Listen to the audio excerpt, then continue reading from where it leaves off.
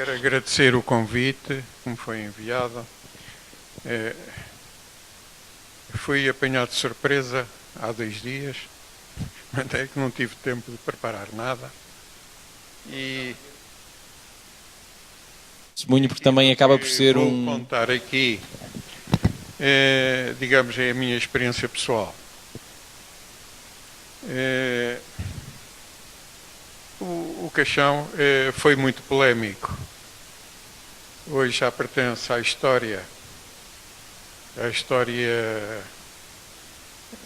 de há poucos anos, mas de qualquer maneira é uma história interessante para uma região, para a nossa região. Eu entrei nesta história pessoalmente, talvez por um acaso. Eu tinha acabado de fazer a última cadeira de agronomia em Lisboa e fui espairecer até à Baixa. E encontrei o engenheiro Camilo Mendonça a descer a Avenida da Liberdade. Conhecíamos-nos mal, mas cumprimentámos-nos. O que é que fazes? O que é que não fazes? Sentámos-nos numa das mesas de uma esplanada que ali havia e estivemos na cavaqueira durante aí mais de 2 horas, certamente. Ele explanou-me nessa altura o projeto que tinha para desenvolvimento da região. E eu fiquei fascinado. E acabei por arranjar um trabalho de estágio que dizia respeito aqui à região, que era o aproveitamento do leite e laticínios da ovelha aqui na região, e dediquei-me a especializar-me em laticínios. Andei 2 anos por vários lados, sobretudo na Beira Baixa, onde havia o posto experimental de queijo da Serra, e depois disso, de defender a minha tese no Instituto, apresentei-me aqui em Mirandela, onde estavam a ser dados os primeiros passos da criação do Caixão. O Caixão foi, digamos, um projeto, fazia parte de um programa. O engenheiro Camilo Mendonça, a gente tem que referir-se sempre a ele, porque foi realmente o homem que concebeu todo esse programa. Foi uma pessoa extraordinária, tinha uma grande capacidade de trabalho e uma inteligência invulgar. Era um político destacado, tinha-se refugiado aqui em Trás-os-Montes, depois de ter publicado e feito aprovada na Assembleia Nacional a Lei 2105, quero-vos dizer que essa lei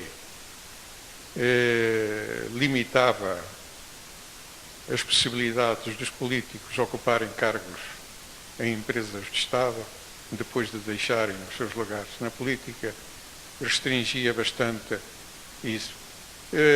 Salazar não concordava, mas acabou por deixar passar a lei. Simplesmente essa lei depois nunca foi regulamentada. Entretanto, o engenheiro Camilo, depois que nessa altura tinha vários lugares em Lisboa, um deles era presidente da RTP, foi o primeiro presidente da televisão pública portuguesa, foi ele que a instalou, e pediu admissão de todos os lugares, veio para Trás-os-Montes e veio pensar na vida. Entretanto, alguns ainda se lembrarão, o Dr. Justino Falcão, que era o delegado do Instituto Nacional do Trabalho, convidou o engenheiro Camilo Mendonça para presidente da recentemente criada Federação dos Grêmios da Lavoura do Nordeste. Antigamente pertencia tudo numa região, a federação era de Vila Real, Alto Douro e Trás-os-Montes, foi destacado o distrito de Bragança e foi convidado o engenheiro Camilo para esse efeito. Era um lugar honorífico, não remunerado, mas talvez por isso ou talvez por sentir que aqui a região estava num atraso miserável, o Estado confrangedor, e as populações estavam numa dificuldade enorme, só lhes restava calçar os socos e emigrar. Nessa altura começou a ver como é que se poderia resolver algumas dificuldades para ultrapassar esses problemas. Creio que uma das vezes foi precisamente aqui em Mogadouro, veio à Feira dos Gorazes e uma das queixas dos agricultores é que nem sequer tinham uma balança para pesar as vacas. Queriam vender as vacas e não tinham uma balança para pesar, de maneira que estavam na mão dos comerciantes. Por outro lado, havia excedente de produção e nem sequer conseguiam vender as vacas. De maneira que uma das primeiras coisas que nessa altura a Federação resolveu foi instalar básculas, balanças em vários sítios do distrito onde é que havia as principais feiras de gado. Mas depois havia necessidade de vender as próprias vacas. E então era necessário também engordar. E arranjaram-se 2 centros de engorda, um em Moncorvo, o outro em Valpaços. E foi por daí que, vistas as necessidades, esses centros foram provisórios, havia necessidade de concentrar junto dos caminhos de ferro centros de engorda para fazer drenar esses animais para o litoral, para o Porto e Lisboa, para os matadores, e então começaram-se a erguer os primeiros pavilhões no Caixão. Era uma zona central entre a Vilariça, o Val da Vilariça e o Val de Tua, era servido por caminho de ferro, tinha acessos relativamente fáceis por estrada, enfim, nessa altura não era nenhuma dessas vias, era muito fácil, porque ainda era uma estrada em macadame naquela altura. Bem, mas o facto é que começou com isso e depois verificou o seguinte: havia necessidade de planificar todo o desenvolvimento da região de Trás-os-Montes. Isto não podia ser uma brincadeira e havia que criar estruturas horizontais, e que ele arranjou colaboradores e implementou, e ainda hoje existe, a Cooperativa Agrícola de Macedo Cavaleiros, a Cooperativa Agrícola de Alfândega da Fé, a Ribatua, a Cooperativa Sabudouro e outras da Terra Fria. Por outro lado, tendo alguma influência em Lisboa, conseguiu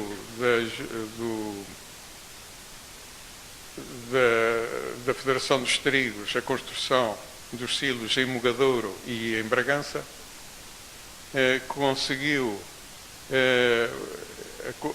estabelecer terminais adobeiros também em vários locais, nomeadamente Macedo Cavaleiros, em Bragança, em 2 igrejas,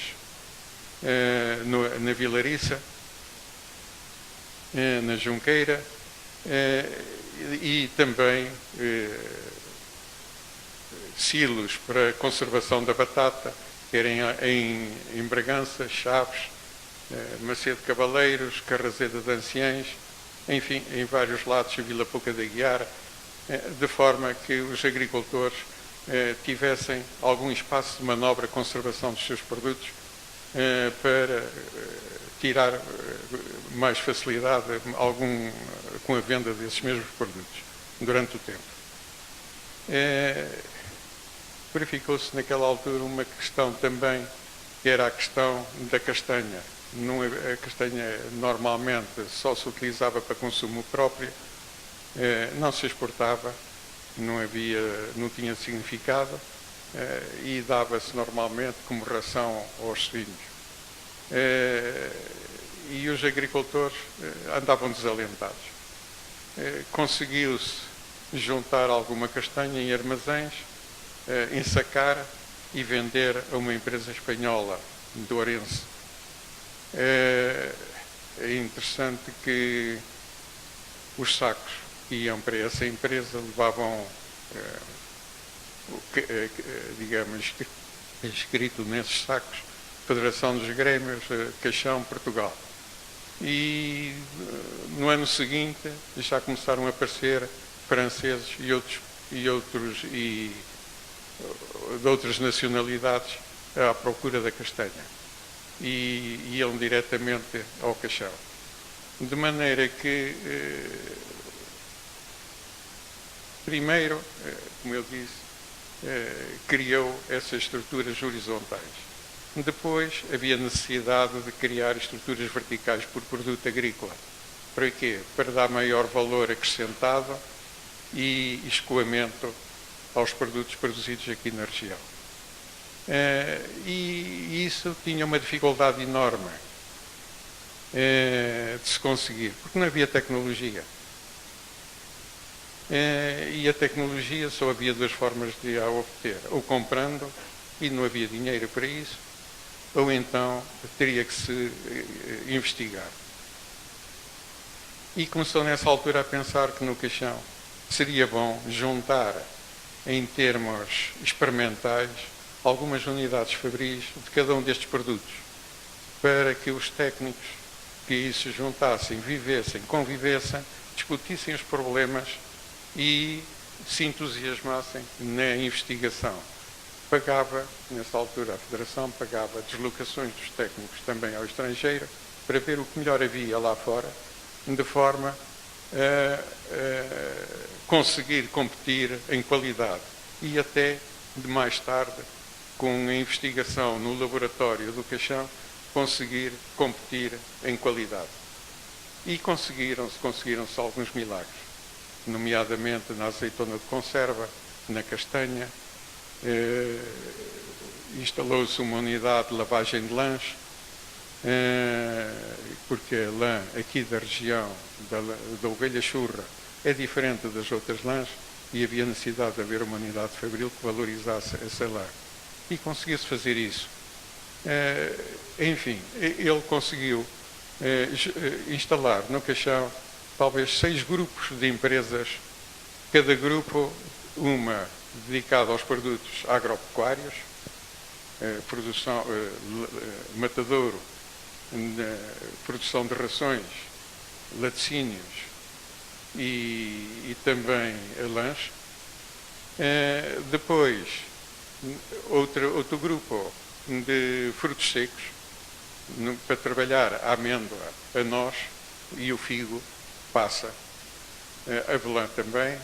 Depois, outro grupo de frutos preparados, que era a azeitona para conserva e castanha,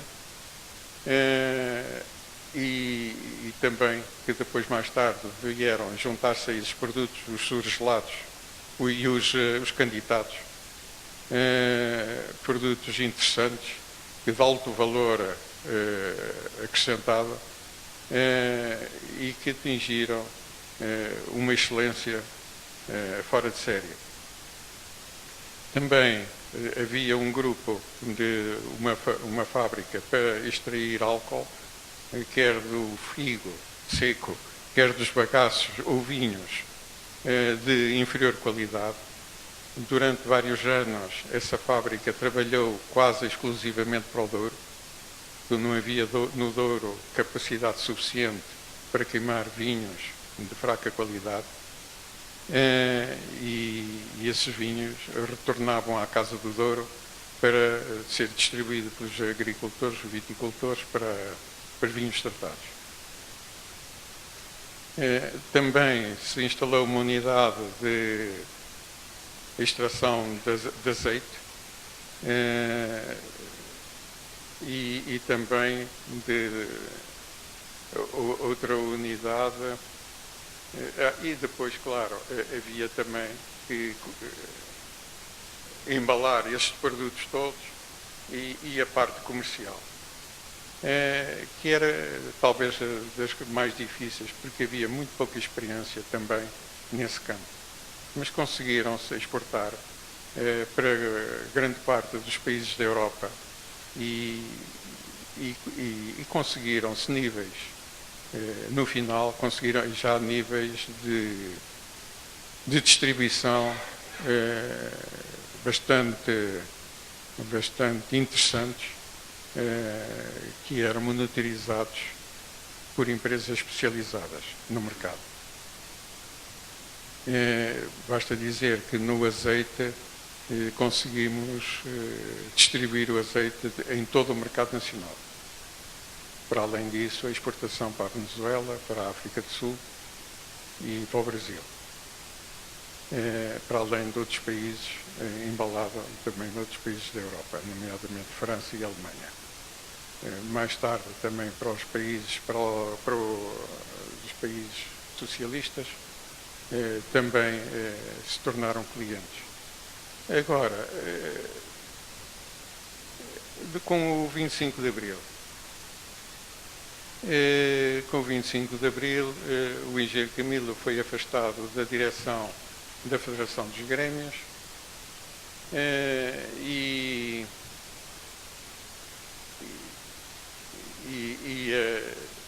o corpo técnico, do complexo agroindustrial foi praticamente todo afastado, o corpo técnico superior foi todo afastado do Caixão. E houve ali 2 anos ou 3 extraordinariamente negros, porque entregue a administração a um sindicato de ferroviários e digamos, a uma administração política e não técnica, o resultado é que grande parte das fábricas deixaram de funcionar porque os equipamentos se deterioraram e deixou de haver também matéria-prima que os agricultores não facultavam ao complexo do Caixão, por não confiarem. O resultado foi que depois, em 78, o secretário de Estado da Alimentação nomeou uma administração técnica e então tentou-se recuperar muita coisa. Simplesmente o período de 78 a 85 foi complicado e para o Caixão foi muito complicado. E por isto, se bem se lembram, nesse período houve 9 governos. Ora, a administração do Caixão, trabalhar com 9 governos todos os anos, era um governo novo e, sobretudo, muitas vezes havia 2 tutelas, uma do Ministério da Agricultura, outra do Ministério das Finanças. Isso obrigava, normalmente, o administrador delegado ou o presidente do Conselho de Administração a deslocar-se 4 ou 5 vezes por mês a Lisboa para despachar. E quando conseguia começar a mentalizar o seu secretário de Estado disto ou daquilo, de que o Caixão tinha que funcionar como uma empresa, independentemente do poder político, normalmente era substituído o governo e voltava tudo à estaca zero. De forma que, apesar de ter evoluído positivamente, basta dizer que em 77 as vendas do Caixão tinham sido na ordem dos 75 mil contos e em 84 já foi de 1.400.000 e estava, digamos, numa fase altamente ascendente. E nessa altura ia começar a funcionar também o matador do Caixão, porque o matador do Caixão só foi viabilizada e aprovada a sua construção já em 81, foi pelo Ministro da Agricultura, Soares Costa, que convenceu o Conselho de Ministros e então fez um investimento de cerca de 1.100.000 contos naquela altura. E construiu-se um matador, naquela altura, o matador mais moderno existente em Portugal.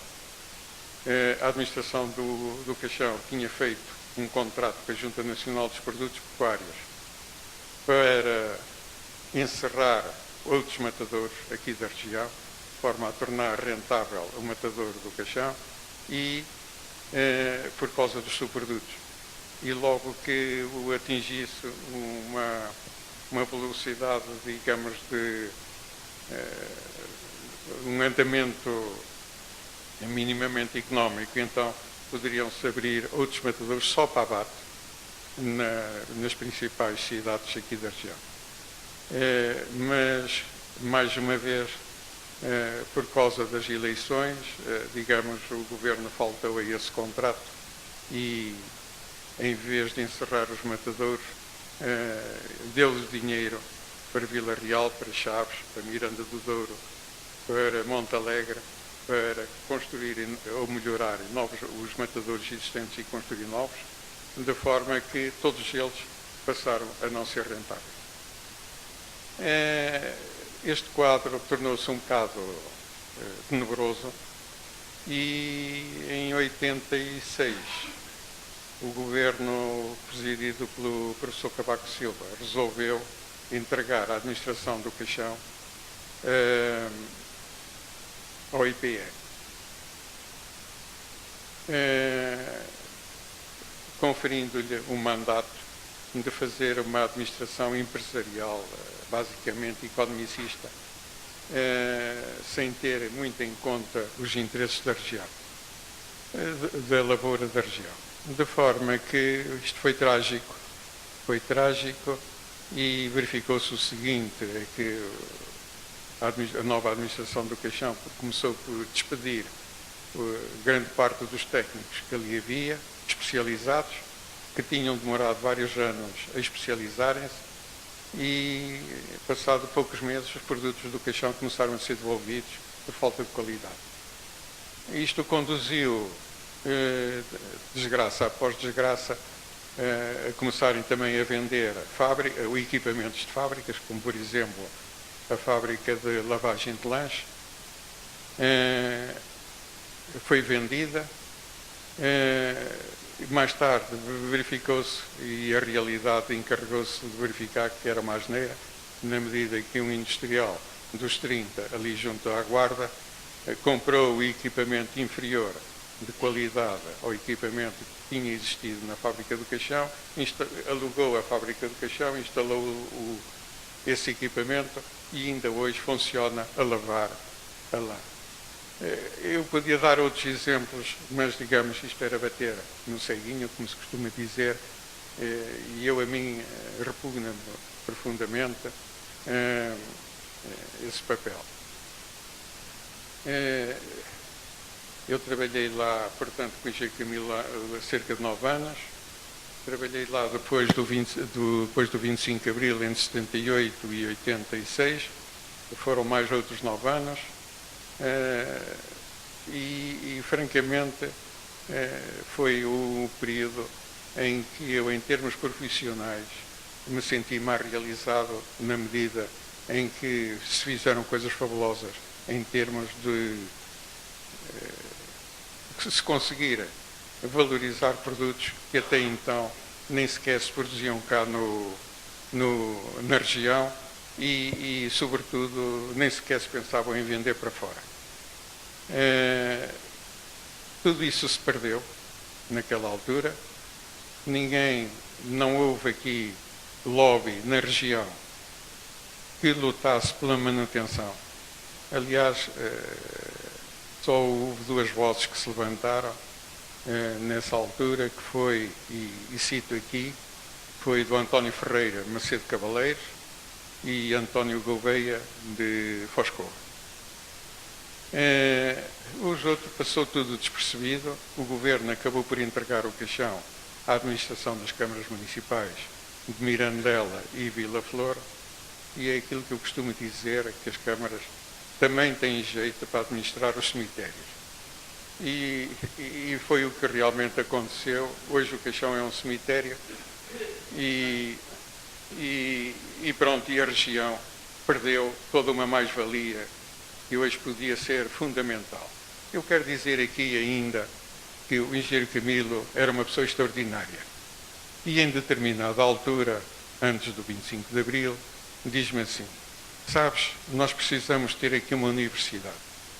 Eu vou falar com o professor Veiga Simão e tenho que levar um memorando para justificar a criação, a transformação da Escola de Carvalhais, a Escola Agrícola de Carvalhais, numa escola superior, porque há de ser o núcleo do ensino superior em Trás-os-Montes. Porque nós precisamos de investigação. E a investigação só há um processo, é através da criação da Universidade em Trás-os-Montes. E, de facto, calhou, naquela altura, eu sabia que o professor António Réfega tinha vindo de Angola, estava em Lisboa, e dei-lhe um telefonema. Eu conheci-o pessoalmente, porque foi meu colega de carteira, no Instituto de Agronomia, e disse-lhe, olha pá, tu se vens a Bragança, ele era ali de uma aldeia junto a Bragança, se vieres a Bragança, passa aqui pelo Caixão, que o Camilo quer falar contigo. E de facto ele apareceu, o Camilo expôs-lhe a situação e ele aceitou ser o presidente da comissão fundadora da Universidade em Trás-os-Montes. E isto foi em 73. Em 73. 74. As coisas tomaram um sentido adverso com a saída do engenheiro Camilo. O Mirandela, reuniram-se as forças vivas progressistas, ditas progressistas, e perante as Forças Armadas disseram que não precisavam de universidade nenhuma, que o que precisavam eram de técnicos inferiores para ajudar os agricultores, e o professor Réfega, muito aborrecido, sai da Câmara depois dessa reunião e vai para Vila Real. Entretanto, o engenheiro Cardoso Simões, que era um colaborador assíduo do Caixão, era o delegado do Instituto Industrial em Vila Real, apanhou lá e não, isso então a universidade fica aqui em Vila Real. E ficou mesmo. E Mirandela perdeu uma ocasião que nunca mais se repetirá. Depois disso, evidentemente que o professor Réfega puxou também os estudos superiores para Bragança e o Politécnico de Bragança nasceu. E em boa hora nasceu.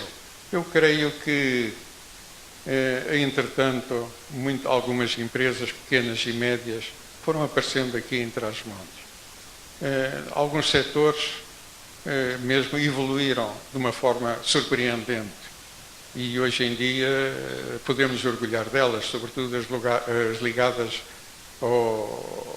à enologia. Hoje temos dos melhores vinhos do mundo. Porquê? Porque a Universidade de Vila Real também produziu bons enólogos. E tudo isso fez com que houvesse uma cultura de otimização, de oportunidade. Eu penso que noutros campos, como o da castanha, também há outras fábricas que podem evoluir, sobretudo se se aliar, e como dizia há um bocado o Paulo Piloto, que há necessidade de haver uma interligação muito grande entre a universidade para inovar, porque isto de inovar não é só inspiração, é preciso muito trabalho. Normalmente são 90 e tal % de trabalho e depois 1 ou 2% de inspiração. E isso é muito importante. Outra coisa importante... E ele pedir depois que terminasse, por favor. Desculpa. Eu vou terminar. E é um apelo que eu deixo que é necessário. Que aqui o nosso amigo administrador hospitalar aqui da região salientou, é necessário criar um lobby aqui na região, um lobby político que defenda a região, que promova a região. Porque, meus amigos, nós já perdemos ocasiões porque não tivemos regionalização. Eu aqui há uns anos fui com um grupo de agricultores visitar em Córdoba, a Corda Oliva, uma união de cooperativas que naquela altura exportava cerca de 40 mil toneladas de azeite por ano. E o gerente dessa união, da Corda Oliva, diz-me assim: nós em 3 anos conseguimos instalar em toda a América do Sul e América Central. E eu perguntei-lhe: e então, e com que dinheiro é que vocês fizeram isso? Porque para isso é preciso dinheiro. Nós metemos um projeto comunitário. E digo eu: vá brincar com outro, porque o projeto comunitário dava-vos 11 ou 12 ou 13% a fundo perdido. E vocês precisavam de muito mais dinheiro para fazer isso em 3 anos. E diz-me ele assim: olha, eu vou-lhe dizer. Depois de eu apertar muito, diz-me ele assim: olha, eu vou dizer. Mas do senhor disser isso, eu vou negar. Que disse: o problema é este. Nós apresentamos durante estes 3 anos as faturas de comercialização, de promoção, ao Governo Regional. E o Governo Regional pagou-nos 100%. Depois de 3 anos deixa de nos subsidiar. Mas nós já estamos instalados. Isto foi uma vantagem da regionalização em Espanha. Eles tiveram outras vantagens. Quando nós entramos para a Comunidade Europeia, em 86, 2 anos depois, não havia uma pedra, isto é metafórico, não é? Não havia uma pedra que não pertencesse a uma região de denominação de origem, em Espanha. Tudo estava, digamos, já organizado. Os governos regionais cediam os técnicos às empresas de produtores agrícolas para os apoiar, para lhes estimular, para lhes dar know-how, para os acompanhar. E ao fim de 4 ou 5 anos, ou 6, se eles quisessem, podiam ser transferidos para essas empresas. Se quisessem voltar ao organismo de origem, voltavam e eram promovidos. E este era o estímulo que eles tinham. Aqui nunca vi estímulo nenhum nesse campo e houve sempre um centralismo muito grande aqui em Portugal. E isso foi dramático e continua a ser. Eu não sei, mas isto, a prática é que eu penso que nos diz que nós temos que ter orgulho em ser transmontanos e lutar por isso. Mas para isso temos que ser racionais e não desistir, ser muito persistentes. Muitíssimo obrigado. E ele pedi que se sentasse um bocadinho. Pode deixar o microfone ligado. Uma salva de palmas. Muito obrigado. Porque a história do Caixão também é uma história de muitas vidas de pessoas que por lá foram passando. A minha pergunta era, se calhar, primeiramente mais humana do que técnica. Qual é que acha, e muito brevemente temos mesmo que fechar esta primeira parte, qual é que acha que foi um impacto social, ou seja, se esquecermos o impacto económico, qual é que foi o impacto social da queda do Caixão? Olha, enquanto o Caixão existia, havia uma esperança na maior parte dos agricultores. Eles produziam, desde o pimento, o tomate, produziam cereja, produziam morango e, se não vendiam em fresco, vendiam para as fábricas e era transformado, era enlatado e colocavam. E havia uma esperança. O azeite vendia-se, começava a ser exportado. A marca Nordeste começava a ganhar volume. Vinham delegações dos países, inclusivamente dos países do lado da Cortina de Ferro, fazer contratos. Ia muita azeitona de conserva recheada e outros produtos, desde a castanha glaciada. Já fazíamos também castanha metida em brandy. Enfim, exatamente com a mesma técnica que o Breton utilizava na região de Champagne, em França. E o conhaque. De maneira que as coisas estavam a crescer, embora, digamos, pudessem... digamos, aquilo que se pretendia não era transformar o Caixão numa grande unidade, nada disso.